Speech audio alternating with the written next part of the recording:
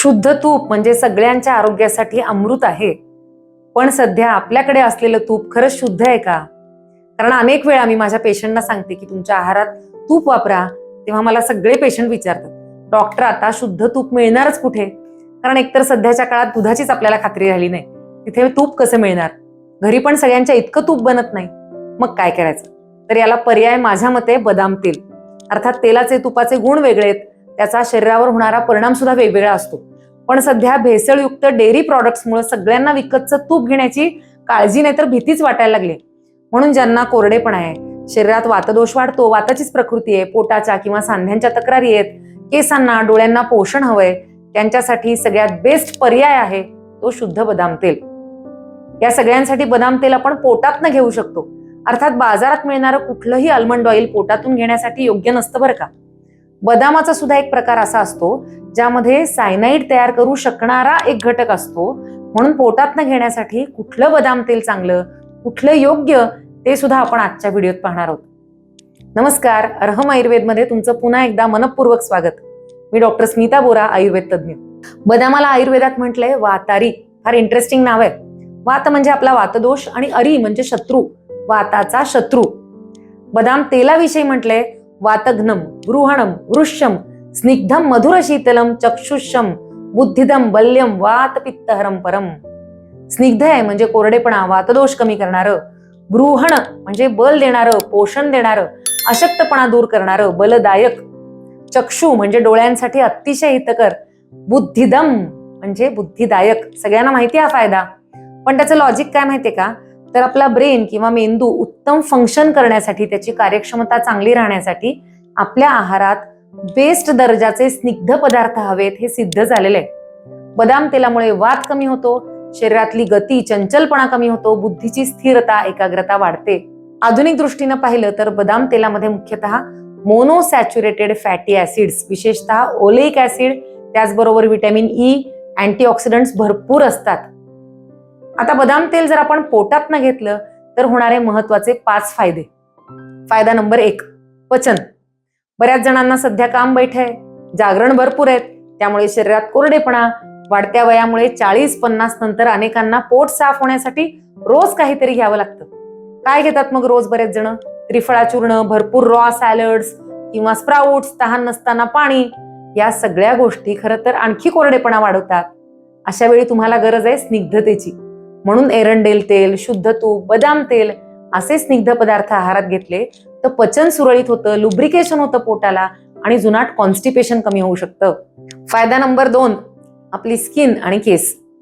कितीही मॉइश्चरायझर लावलं तरी त्वचा जर पुन्हा कोरडी पडत असेल किंवा केस खूप निस्तेज दिसतात, बेजान म्हणतात ना तसे, स्प्लिट एंड्स खूप. आजकाल माझ्याकडे येणाऱ्या अगदी लहान मुलींमध्ये सुद्धा केसांची चमकच हरवलेली असते. अशा वेळी बदाम तेलामधलं व्हिटॅमिन ई आणि अनसॅच्युरेटेड फॅटी ऍसिड्स त्वचेला, केसांना इमोलियंट म्हणून काम करतात, म्हणजे त्वचेतलं मॉइश्चर टिकवून ठेवायला मदत करतात. फक्त लावून कोरडेपणा पूर्ण जाणार नाही, त्यासाठी पोटातून सुद्धा हे घ्यायला हवंय बरं का. आता फायदा नंबर 3, झोप. असंख्य पेशंट माझ्याकडे तक्रार करतात की झोपायला गेलं तरी विचार बंदच होत नाहीत. सध्या आपण आपल्या मेंदूला खूप ओव्हर स्टिम्युलेट करत असतो, म्हणजे दिवसभर बिनकामाची माहिती आपण पाहतोय. हे एक प्रकारचं जंक फूड आहे आपल्या मेंदूसाठी, बुद्धीसाठी, कारण त्याचा काहीच उपयोग नाही आपल्या बुद्धीला. त्याच्यावर प्रोसेस मात्र मेंदूला करत राहावं लागतं ना. मग रात्रीची झोप बिघडते, ओव्हर थिंकिंग होतं, त्याचा परिणाम शरीरावर, आपल्या एकाग्रतेवर, स्वभावावर सुद्धा दिसतो. आयुर्वेदात बदाम तेलाला बल्य म्हटलंय, बुद्धिदम म्हटलंय. म्हणून विद्यार्थी म्हणा किंवा ज्यांना बौद्धिक काम खूप आहे, मानसिक ताणतणाव आहेत, अशा व्यक्तींच्या आहारात बदामाला आपण आधीपासून खूप महत्व दिलेलं आहे. यासाठी आता बदाम तेल कसं वापरायचं हे मी तुम्हाला नंतर सांगणारच आहे. आता पुढचा फायदा, हाडं आणि सांधे यांच्यासाठी. वात आणि अस्थी हे आश्रय आहेत, म्हणजे वय वाढले की वात वाढतो आणि हाडांची झीज सुद्धा होते. विशेषतः मेनोपॉज नंतर महिलांमध्ये हा धोका खूप वाढतो. अर्थात या बरोबरीनं हाडांसाठी तुम्हाला योग्य व्यायाम करायला हवा, तुमचं वजन योग्य हवं, कॅल्शियम, व्हिटॅमिन डी, प्रोटीन हे सुद्धा महत्वाचं आहेच. आता हे झाले बदाम तेलाचे फायदे. हे ऐकून बाजारातून कुठलंही आल्मंड ऑइल आणलं आणि ते घेतलं तर चालेल का? नाही. त्यासाठी काय चेक करायचं? सगळ्यात आधी हे स्वीट आल्मंड ऑइल आहे का? कारण कडू ते बदामाचं सुद्धा तेल मिळतं, ते आपण खाण्यासाठी वापरत नाही. त्यामध्ये अमिगडिलिन नावाचा घटक असतो, ज्यामुळे शरीरात विषारी पदार्थ तयार होऊ शकतात. म्हणून पोटातून घेण्यासाठी कुठलंही आल्मंड ऑइल चालत नाही. ते edible, food grade, sweet almond oil पाहिजे याची खात्री करा.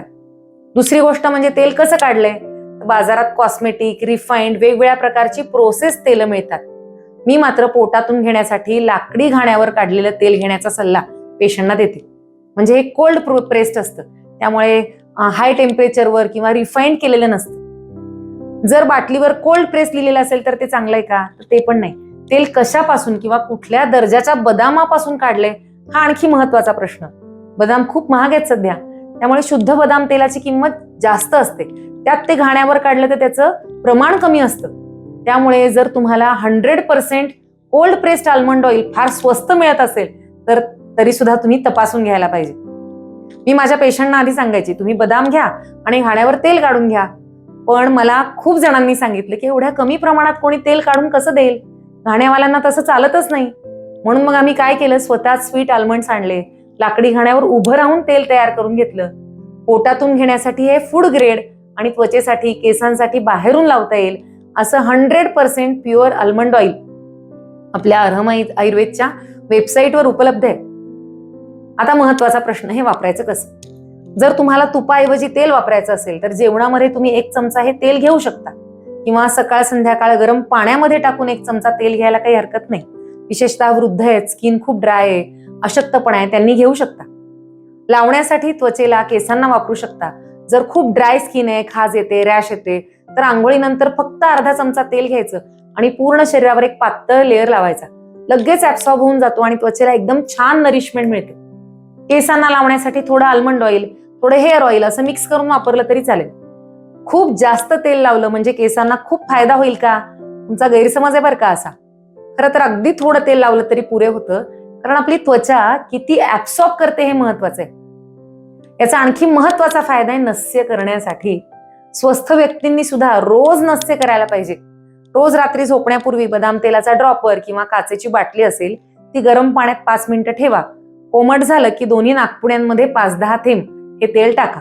त्यासाठी मानेखाली उशी घ्यायची, डोकं उंच करायचं आणि नस्य केल्यानंतर मान सरळ करून 5 मिनिटं दीर्घ श्वसन करायचं. यामुळे झोपेची क्वालिटी सुधारते, चेहऱ्यावर ग्लो येतो, सुरकुत्या कमी होतात, बुद्धी छान राहते, स्मरणशक्ती छान राहते. मायग्रेन किंवा वारंवार होणारी सर्दी, शिंका सगळ्या तक्रारींमध्ये अद्भुत फायदा मिळतो आणि याचा अनुभव आतापर्यंत अक्षरशः हजारो जणांनी घेतलाय. तुम्ही जर हे नियमित नस्य केलं असेल, त्याचा तुम्हाला फायदा होत असेल तर कमेंट्समध्ये नक्की लिहा बरं का. कारण या कमेंट्स वाचल्यामुळे सुद्धा अनेकांना काहीतरी असे उपाय करण्याची प्रेरणा मिळते. दिनचर्येत असे खूप सोपे उपाय आहेत ज्यामुळे सगळ्यांचं आरोग्य चांगलं राहायला मदत मिळते. तर ही झाली आल्मंड ऑइलची शास्त्रीय माहिती. आशा आहे की तुम्हा सगळ्यांना या माहितीचा आरोग्यासाठी उपयोग होईल. आयुर्वेदामध्ये ना अशी खूप आरोग्य रत्न दडलेली आहेत, त्यांचा शोध घेऊन तुमच्या समोर आणण्याचा माझा प्रयत्न आहे. हा तुम्हाला आवडला असेल तर चॅनल नक्की सबस्क्राईब करा. आणि आयुर्वेदावर तुमचा विश्वास, तुमचं प्रेम आहे ना, मग कमेंट्समध्ये लिहा आयुर्वेद. म्हणजे असे आणखी शास्त्रीय व्हिडिओ तुमच्या समोर घेऊन येण्याची मला, माझ्या टीमला एक प्रेरणा मिळेल. भेटूया पुढच्या व्हिडिओतून. शुभम भवतु. धन्यवाद.